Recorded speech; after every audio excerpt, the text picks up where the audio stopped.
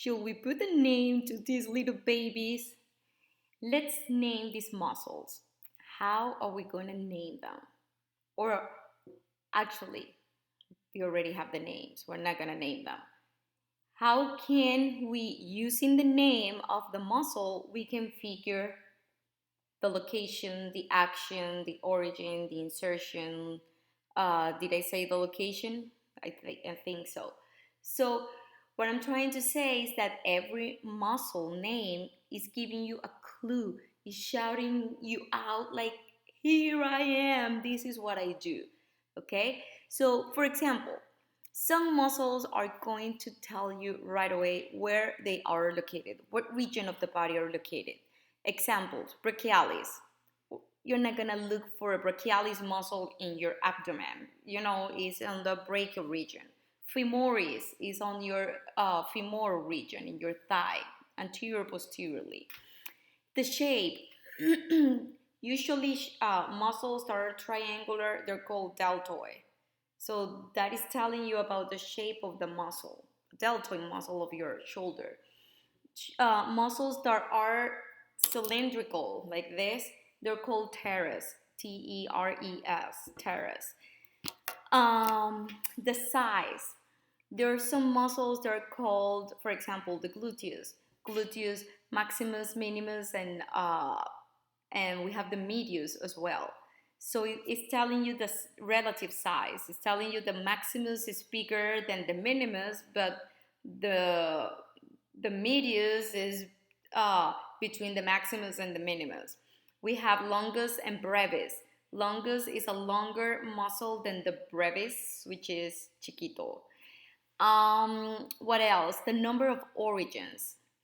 We have, if a muscle has two origins, usually it has one origin. Remember, it's the proximal or attachment, or the attachment of the muscle that moves the least during the muscle contraction. So if it has just one, I'm sorry, most of them that has one origin. If it has two origins, we call them like biceps brachii or biceps femoris. If we have three, we call it triceps, like triceps brachii and triceps suri in the posterior aspect of the leg. If it has four origins, well, we have just one, the quadriceps femoris. What else? What other clues? Directions of the fascicles. Um, if muscles that says rectus, you know that the fibers are straight and parallel to each other. Muscles that are called oblique, you know the directions of the fibers are slanted, or they go on a diagonal. The location of the attachments. This is my favorites. In here, listen to this muscle. Brachioradialis is telling you the origin and the insertion. It originates on the brachial area. What do you have in the brachial area? The humerus to radialis. So brachioradialis, from the humerus to the radius. If it's anterior, you know what action it is, because you know if a muscle crosses the joint anteriorly, and I have it backwards, anteriorly is a flexor, right? So this is a flexor of what? Of the forearm at the elbow.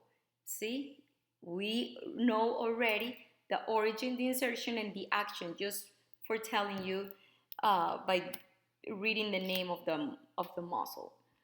And the action, this is so cool. This applies to the mostly to the muscles of the forearm and to the leg muscles as well.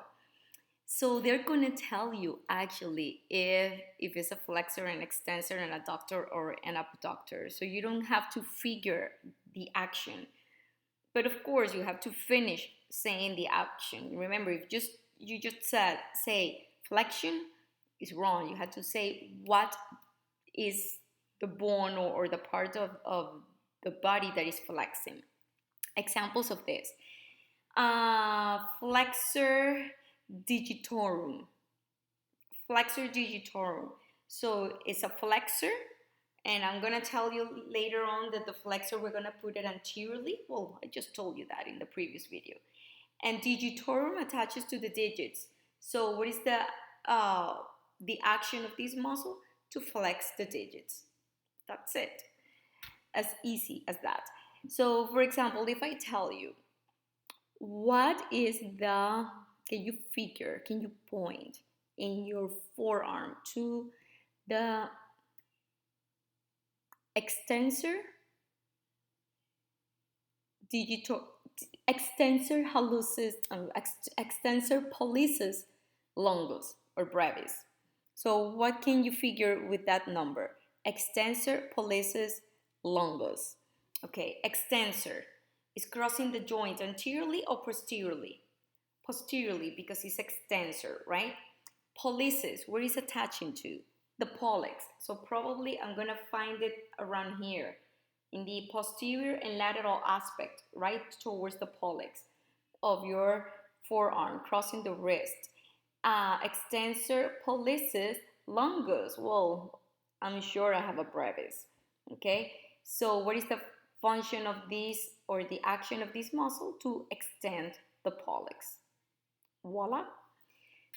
See you in the next video. What we're gonna do? We're gonna start talking about the muscles actually of the body, the axial and appendicular muscles. See you.